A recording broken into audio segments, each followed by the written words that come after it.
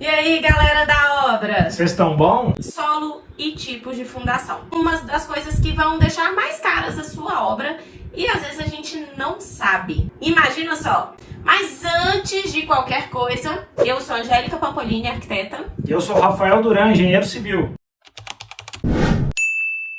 E aí, vamos direto ao assunto, direto ao ponto. Como um lote, um solo ruim, pode deixar sua fundação até 5, 6 vezes mais cara. Imagina só, já imaginou isso aí no seu bolso?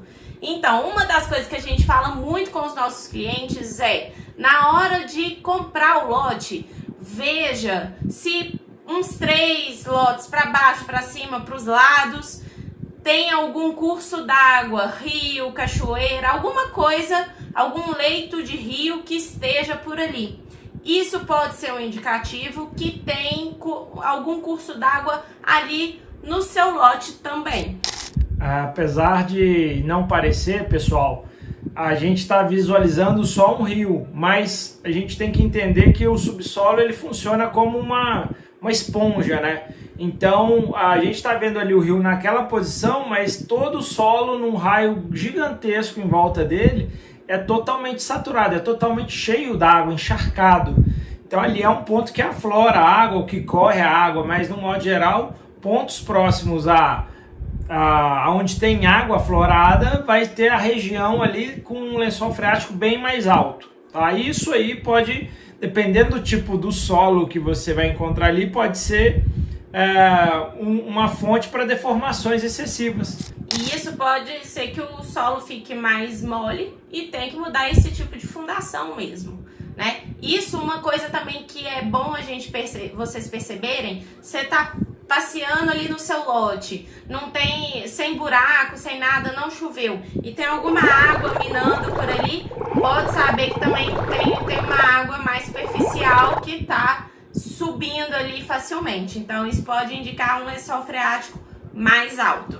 Para identificar uma nascente, a gente usa muito a formação vegetal que está no lote. Então, às vezes, você tem uma tipologia em toda a região de árvores mais espaçadas, de médio porte e tal, aquela gramínea, mas em um determinado trecho ali tem aquelas árvores mais arbustivas, aquelas que as raízes ficam para fora da terra, ou que você pisa no solo ali na terra e ela se assemelha um pouco um charco, né, um pântano. Então, geralmente é um ponto que tem um afloramento de água, pode ser um olho d'água ou uma nascente. De um modo geral, vai indicar que a água está próxima do nível superficial ali, então tem que ter cuidado. Solos mais moles assim vão pedir algumas fundações mais profundas, geralmente, né? Outra coisa também que a gente olha, a formação natural. Seu lote pode ser um concentrador de água. Todo mundo desce ali, as ruas, né? Todos os outros lotes descem de encontro a ele. Pode ser um ponto também que vai acumular bastante água e isso pode ter um solo mais encharcado. A gente costuma observar se a topografia dele segue linhas naturais, então a gente se assemelha à serra, se é um lugar mais próximo, ou se ele ali tem uma suavidade na declividade ou uma declividade intensa, porque aquela declividade ou aquela planicidade pode ter sido gerada no momento do loteamento ou do acerto do terreno para criar as ruas, criar os lotes. Então você pode, às vezes, sem saber, ter um lote com uma camada de aterro gigantesca que foi lançada à terra lá no momento do loteamento para simplesmente viabilizar aquele lote ou aquela rua, aquela estrada, só que você nunca vai poder apoiar a sua fundação no aterro. Então você não sabe se teve aterro, se não teve, ou se ele é muito grande ou não é.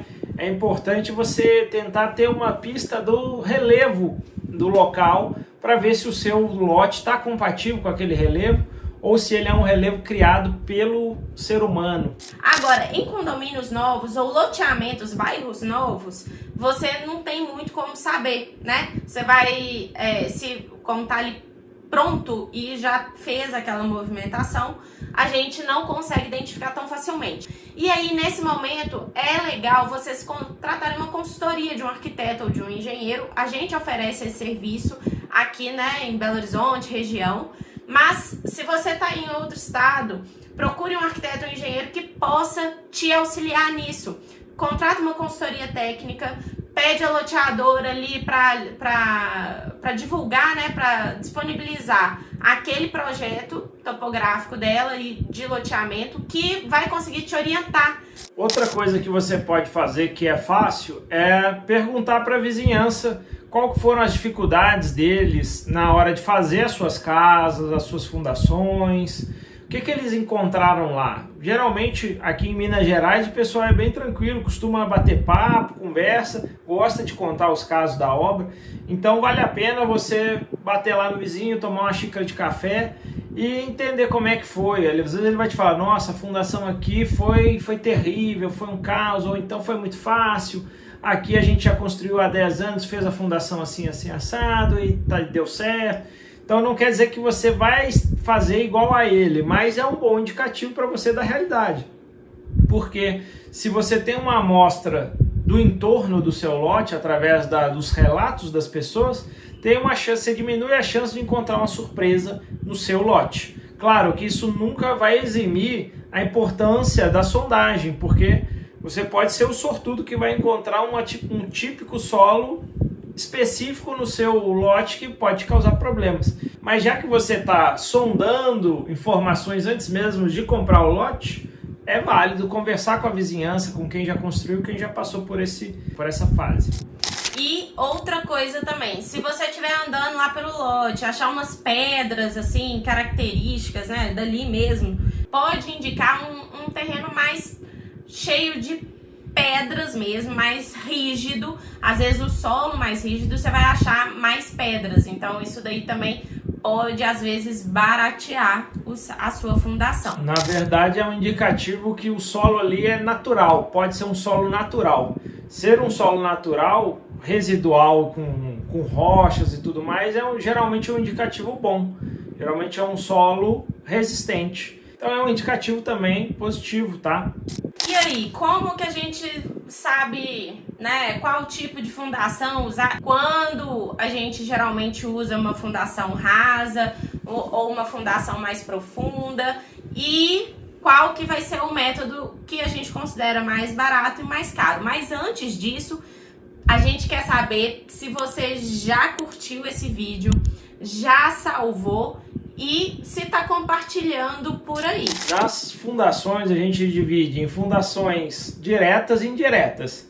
A direta é que a sua fundação vai transmitir como se fosse a minha mão aqui, a fundação, e a minha outra mão o solo. Então ela transmite de face, de contato superficial, a carga para o solo. As fundações indiretas é como se fosse um prego cravado no solo, ou seja, ele vai transmitir os esforços pelas paredes da fundação, não pela ponta. Até tem uma certa transmissão pela ponta, mas de um modo geral ele transmite as cargas pelas paredes da fundação. Então por isso que geralmente as fundações indiretas são as mais profundas e as diretas são as mais rasas. De um modo geral, fundações profundas, se você quer trabalhar com escavação manual, usando uma fundação direta, você vai até uns 3 metros, 4 metros de profundidade, talvez valha a pena. E como é que você vai definir a sua profundidade? Será que eu vou apoiar minha fundação a 1 metro, a 2, a 3? É com a sondagem. A sondagem ela vai te dizer a resistência do seu solo por camadas. Então não adianta nada você fazer uma base muito grande se você está apoiando um solo mole, por exemplo. Às vezes o seu solo vai até resistir ao esforço que vai ser empregado nele, mas ele pode ser deformável. Então acontece às vezes da sua casa estar super estável, sem trinca nenhuma, e aí vem aquela chuvarada e aparece trinca pela casa inteira. Geralmente essas situações indicam que o solo foi bem dimensionado, a fundação foi bem dimensionada para aquele solo, para a resistência dele, mas talvez ela não esteja bem posicionada. Às vezes ela tinha que estar 1 metro a mais para baixo, ou um pouco mais, 2, 3 metros para baixo. Então é necessário analisar a resistência e a tipologia do solo, se ele é deformável com água, se ele tem água presente, se não tem, se ele é argiloso, arenoso, né? E aí por aí vai. E aí essa que é a importância de se fazer uma sondagem.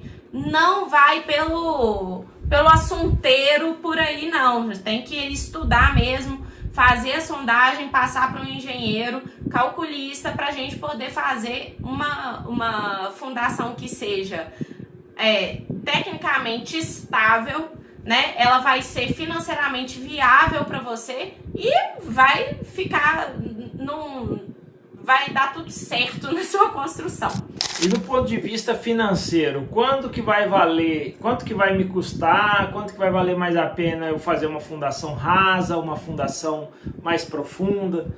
De um modo geral, pessoal, se você quer agilidade, as estacas, as fundações profundas, elas vão te dar maior agilidade, porque você entra com máquinas que perfuram rapidamente todas as estacas da sua obra. Com 2, 3 dias, às vezes você já venceu essa etapa, concretou e vai subir no prédio. Já as fundações rasas, elas geralmente são escavadas manualmente. Então, às vezes você vai demorar, o que as estacas fizeram com 2, 3 dias, você vai demorar às vezes 1 mês. Então é um processo mais lento. Apesar de no mecanizado você pagar mais caro pelo uso das máquinas, dependendo de volume de terra que você vai ter que retirar manualmente, ela se viabiliza. Dependendo, ela sai ou elas por elas ou mais barata. Claro, se você analisar ainda o ganho de tempo, talvez valha mais a pena ainda o sistema mecanizado. Será que vale a pena mesmo entrar com bate-estaca nesse determinado ponto? Por mais que numa primeira conta vale a pena, você tem que pesar que você pode ter prejuízos a terceiros que você vai ter que ressarcir, né? Fora o bem-estar da vizinhança, né? Que também interfere. Para uma casa, geralmente, o que sai mais barato é a gente trabalhar ou com o radier, para casas que são mais tradicionais, mais básicas, né? Ou então com a sapata isolada. Casas de alto padrão, que geralmente tem pilares maiores, vãos maiores, às vezes você vai ter mais costume de trabalhar com estacas, são estruturas que se assemelham mais a prédios. Então, às vezes você tem um complexo de 2, 3 estacas junto de um bloco para cada pilar. Então, tem que se pensar isso. Uma casa de alto padrão, ela tem uma estrutura, uma fundação sempre muito mais cara do que uma casa de médio padrão. Mas as casas até médio padrão a gente consegue trabalhar com esse sistema sapatas isoladas para pilares, mais cintas baldrames, ou então o bom e velho radier.